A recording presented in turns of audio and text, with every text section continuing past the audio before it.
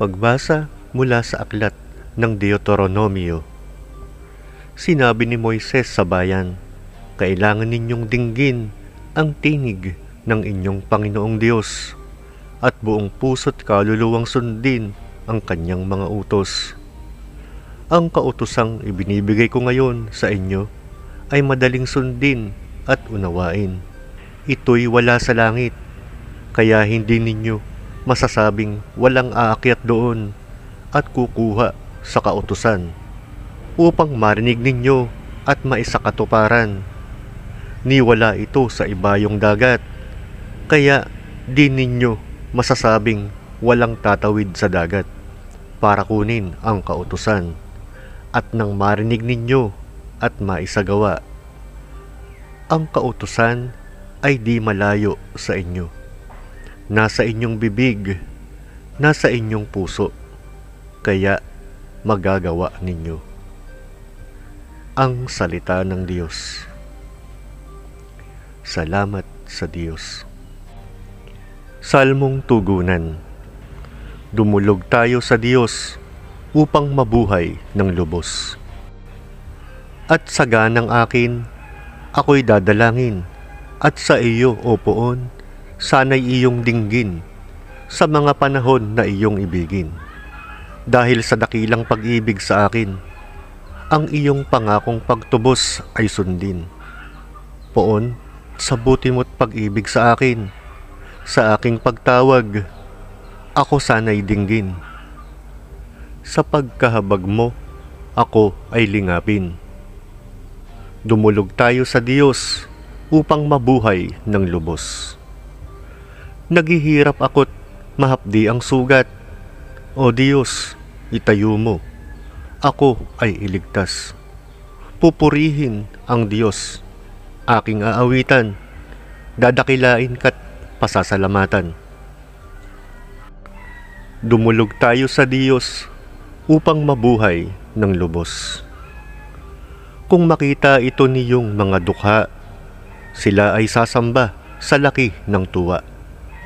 Dinirinig ng Diyos ang may kailangan, lingkod na bilanggoy, di nalilimutan. Dumulog tayo sa Diyos upang mabuhay ng lubos. Ang lungsod ng Siyon, kanyang iniligtas, bayang nasa Juday, muling itatatag. Magmamana nito'y yaong lahi nila. May pag-ibig sa Diyos, ang dooy titira.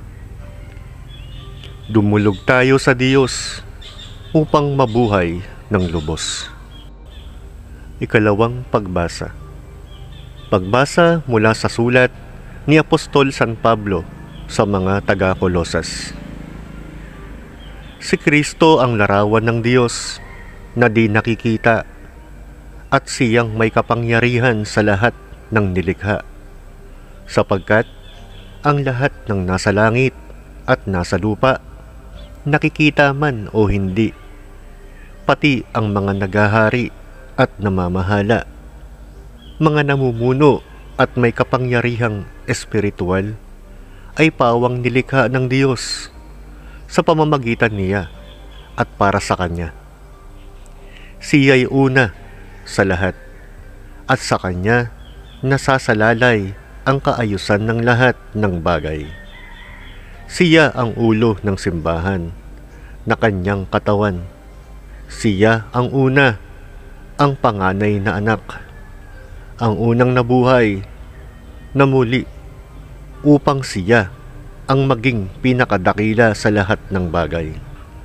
Ipinasya ng Diyos na ang Kanyang kalikasan ay manatili rin sa anak, at inibig niyang ang sandaigdigan ay makipagkasundo sa Kanya sa pamamagitan ng anak, sa pamamagitan ng pagkamatay nito sa krus. Nagkasundo nga ang Diyos at ang lahat ng nilikha sa langit at sa lupa. Ang salita ng Diyos.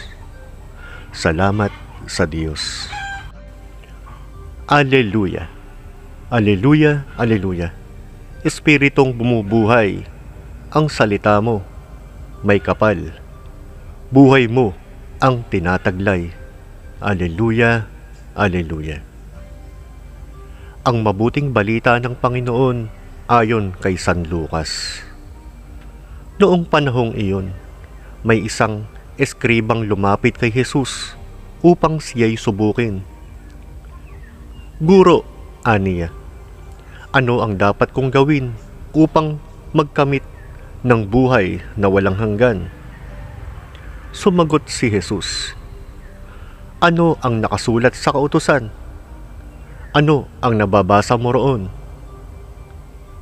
Tumugon siya, ibigin mo ang Panginoon mong Diyos ng buong puso, ng buong kaluluwa, ng buong lakas, at ng buong pag-iisip.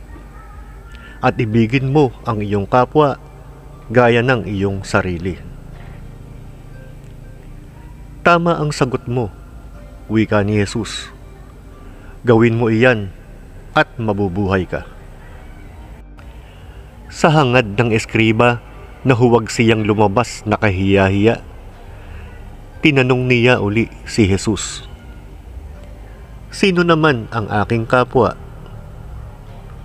Sumagot si Jesus, may isang taong naglalakbay buhat sa Jerusalem patungong Jericho.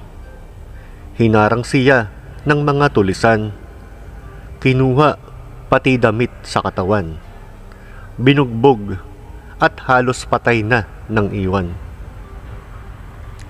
Nagkataong dumaan doon ang isang saserdote at pagkakita sa taong nakahandusay, siya'y lumihis at nagpatuloy ng kanyang lakad. Dumaan din ang isang Levita, ngunit tinignan lamang niya ito at nagpatuloy ng kanyang lakad. Ngunit may isang Samaritanong naglalakbay na naparaan doon. Nakita niya at hinarang at siya'y nahabag.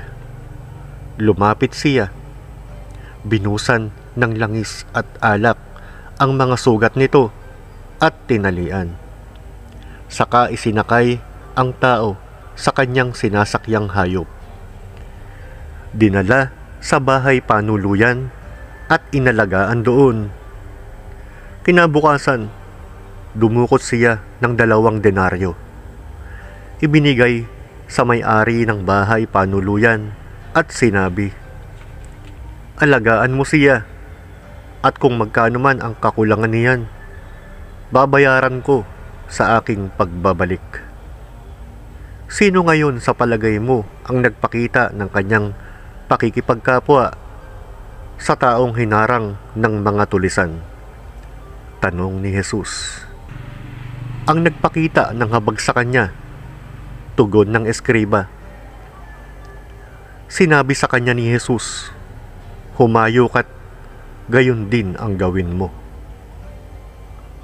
Ang mabuting balita ng Panginoon.